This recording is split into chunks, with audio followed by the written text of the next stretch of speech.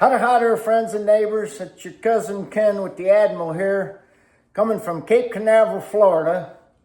And I just got to fill you in I'm going to turn it over to the Admiral to fill you in on the day we had yesterday. There wasn't many things that went right traveling here, and most of it was self-inflicted. So without further ado, there's the Admiral. Good morning, everyone. Okay, several weeks ago, some of our friends that we went RVing with said, hey, let's meet up in Florida. And so we don't have an RV anymore, but we decided, yeah, we want to come do this. So we booked a week at a local Airbnb, and Ken, he went ahead and made all the reservations. Now, normally, I'm the one that books the flights and does the rental car and things of that nature, just so I feel like I take a little part in planning. However, Ken did the planning this time, and so he was all excited about the fact that, okay, we're going to fly into Miami. And I'm like, Miami? Why are we going to Miami? I said, we're going to meet up with people in Cape Canaveral. And I'm looking at the map, and that's over 3-hour drive, not including the traffic in Miami.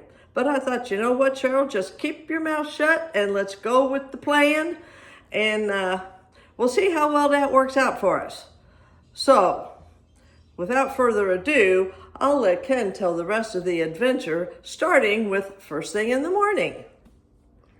Well, we decided we're going to leave our car at the airport and do long-term parking. So I'm always looking for a bargain, so I went long-term parking, try to find out who's got the best rates, and it said that you could park at this hotel over there at Lindbergh and 70. And it's something in my mind said, oh, the Henry VIII Inn, I know where that's at. So we had to get it over there about 6 in the morning. I drove over there, and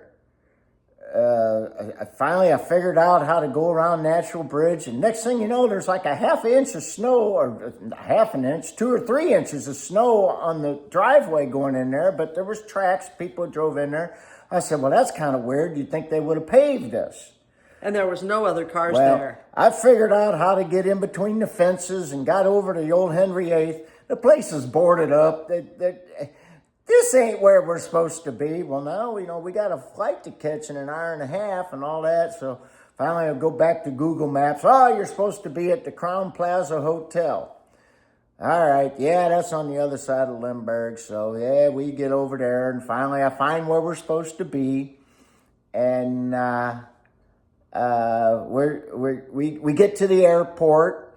And now the Admiral says, you're supposed to be at gate E40. And I said, no, that ain't right. And I look on my phone, it says E4.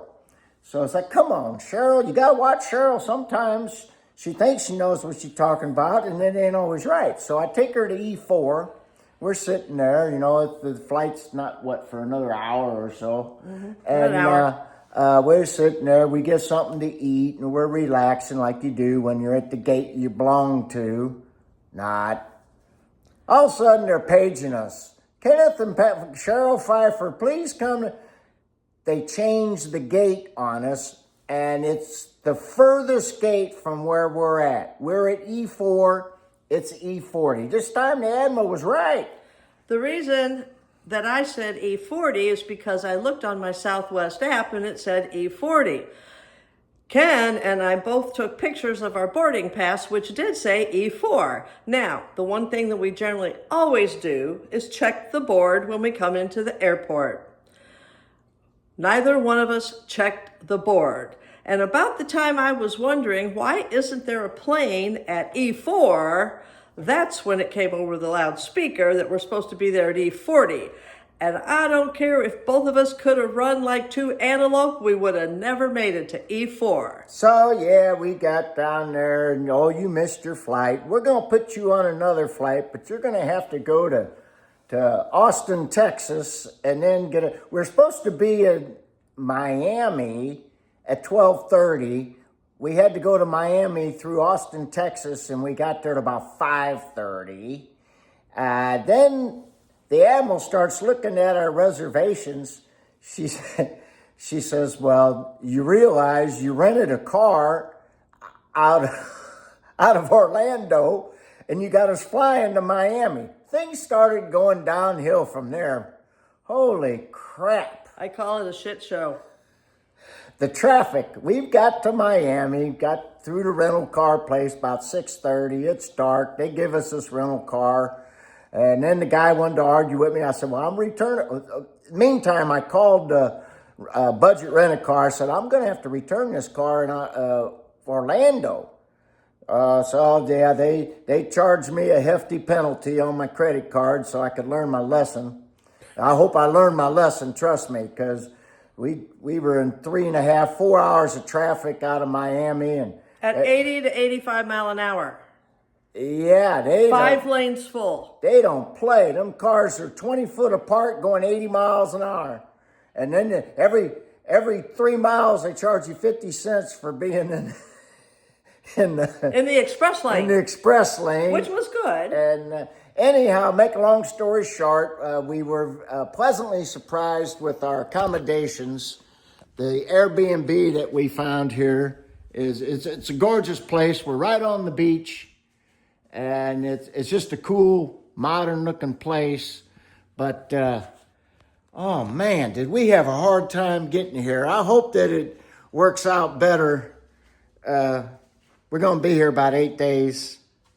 I hope we have a better time. We're going to go meet up with our friends that we traveled with through boats and RVs. But it was planes, trains, and automobiles yesterday, and I felt like John Candy trying to get home.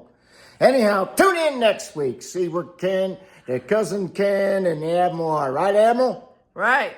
Till then, bye. Bye.